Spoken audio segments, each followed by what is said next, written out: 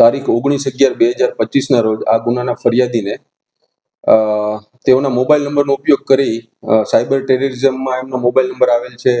આ ઉપરાંત આધાર કાર્ડથી અલગ અલગ રાજ્યમાં બેંક એકાઉન્ટ ખુલેલ હોય તેવી ખોટી હકીકત જણાવેલ અને ફરિયાદીને ડિજિટલ અરેસ્ટ કરવામાં આવેલ હતા. અને આ ફરિયાદી પાસેથી 1,14,55,000 બળજબરીથી કઢાવી લેવાની ફરિયાદ સાયબર ક્રાઇમ પોલીસ સ્ટેશનમાં દાખલ થયેલ હતી. આ ગુનામાં અગાઉ 14 આરોપીઓને ધરપકડ કરવામાં આવેલ હતી. ત્યારબાદ ટેકનિકલ સોર્સ તથા હ્યુમન ઇન્ટેલિજન્સની મદદથી સાયબર ક્રાઇમ પોલીસ સ્ટેશનના પીઆઈ MA જણકાટની ટીમ દ્વારા આ ગુનાના 2 આરોપી, જેમાંથી એક મુખ્ય આરોપી છે અને એક બીજો યસ બેંકનો સેલ્સ મેનેજર છે, તેમને હરિયાણાથી પકડી પાડવામાં સફળતા મળેલ છે સાયબર ક્રાઇમ પોલીસ સ્ટેશનને.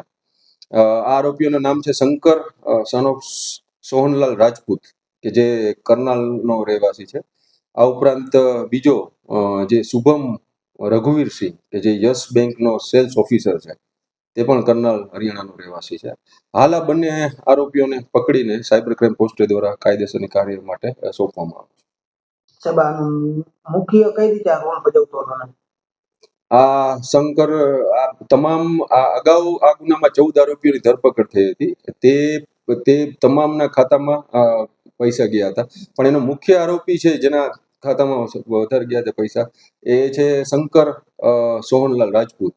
અને આ એકાઉન્ટ જે ખોલવા વાળું છે સેલ્સ એક્ઝિક્યુટિવ, એનું નામ છે શુભમ રઘુવીરસિંહ. કઈ બેંકમાં ફરજ બજાવતા? આ શુભમ યસ બેંકનો સેલ્સ એક્ઝિક્યુટિવ તરીકે ફરજ બજાવે છે.